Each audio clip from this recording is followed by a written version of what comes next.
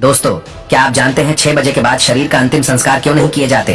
और क्या आपको पता है मृत्यु के बाद क्या होता है? और 24 घंटे बाद आत्मा घर क्यों आती है? और मृत्यु के बाद 13वीं क्यों मनाई जाती है? क्या 13 दिनों तक मृतक की आत्मा घर पर रहती है? नंबर 1, मौत से कुछ घंटे पहले इंसान के पैरों के नीचे से और सोल चक्र डिस्कनेक्ट हो जाते हैं। मतलब इंसान का धरती से कनेक्शन टूट जाता है और पैर ठंडे पड़ जाते हैं। नंबर 2, मरने के बाद इंसान का उसका संपूर्ण जीवन जन्म से लेकर मृत्यु तक फ्लैशबैक की तरह स्पीड से दिखता है। अकॉर्डिंग टू साइंस ये सपना लगभग 7 मिनट का होता है।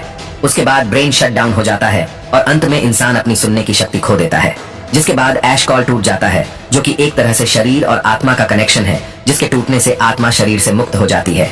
नंबर 3, लंबे समय से शरीर में रहने के कारण वो बॉडी को छोड़ने से मना करती है।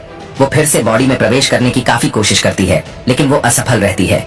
जैसे हमारे लिए किसी की मृत्यु को स्वीकार करना मुश्किल होता है, वैसे ही आत्मा भी शरीर की मृत्यु को मानने से इनकार करती है। नंबर 4, शरीर छोड़ने के बाद आत्मा बॉडी के 15 फीट ऊपर हवा में तैर रही होती है।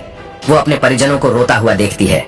उसके बारे में बोले गए शब्दों से किसी शोर की तरह सुनाई देते हैं। नंबर 5, हिंदू ग्रंथों के अनुसार रात के समय अंतिम संस्कार नहीं किया जाता। उसे सूर्य देव की पहली किरण के बाद ही जलाया जाता है।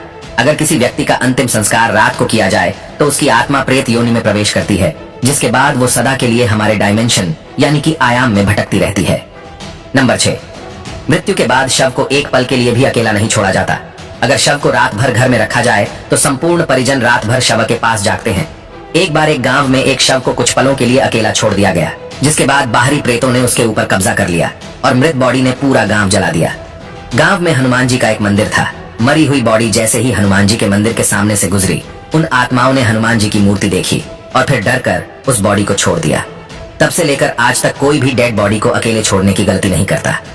नंबर 7, अंतिम समय में 2 यमदूत आते हैं। वो मरने वाले के साथ जैसा उसने संपूर्ण जीवन लोगों से व्यवहार किया था, ठीक वैसा ही व्यवहार उसके साथ करते हैं। अगर मरने वाला अच्छा आदमी है तो इजीली प्राण त्याग देता है, परंतु वो पापी है तो यमदूतों के टॉर्चर से वो तड़प तड़प कर मरता है। नंबर 8, जिसके बाद आत्मा को एक प्रकाशमय गुफा से होते हुए यमदूत यमलोक लेके जाते हैं। रास्ते में वैतरणी नदी पार करते हुए आत्मा को जाना होता है। ये नदी आग से लथपथ होती है। जिसने अच्छे कर्म किए हैं वो इजीली इस नदी को पार कर लेता है, लेकिन अगर कोई पापी व्यक्ति है तो उसे काफी पीड़ा भोगनी पड़ती है। नंबर 9, उसके बाद उस आत्मा को यमराज के सामने खड़ा कर दिया जाता है। फिर चित्रगुप्त जी उस व्यक्ति के पाप और पुण्य का लेखा जोखा यमराज के सामने रखते हैं।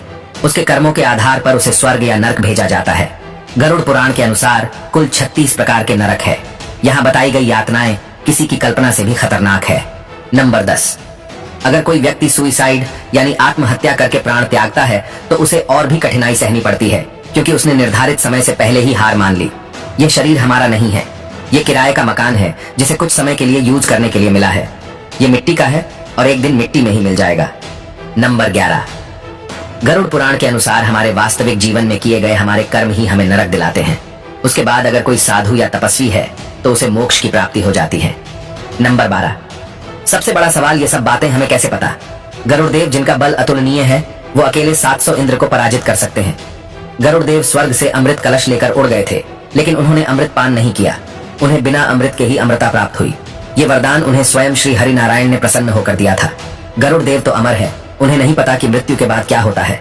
इसलिए जिज्ञासावश उन्होंने श्री हरि नारायण से यह प्रश्न पूछा, और इसी विज्ञान को हम गरुड़ पुराण के नाम से जानते हैं। भगवत गीता में श्री कृष्ण ने कहा था, आत्मा न तो पैदा होती है और ना ही वह मरती है। वो तो सिर्फ वस्त्र की तरह एक शरीर से दूसरे शरीर में प्रवेश करती है। मृत्यु तो केवल शरीर की होती है, आत्मा की नहीं। ये जीवन मृत्यु का चक्र यूं ही चलता रहता है। इसीलिए don't die before you are dead, मरने से पहले कभी मत मरो। अंतिम समय में राम नाम सत्य है, इसीलिए कहा जाता है क्योंकि वही संपूर्ण जीवन का सार है।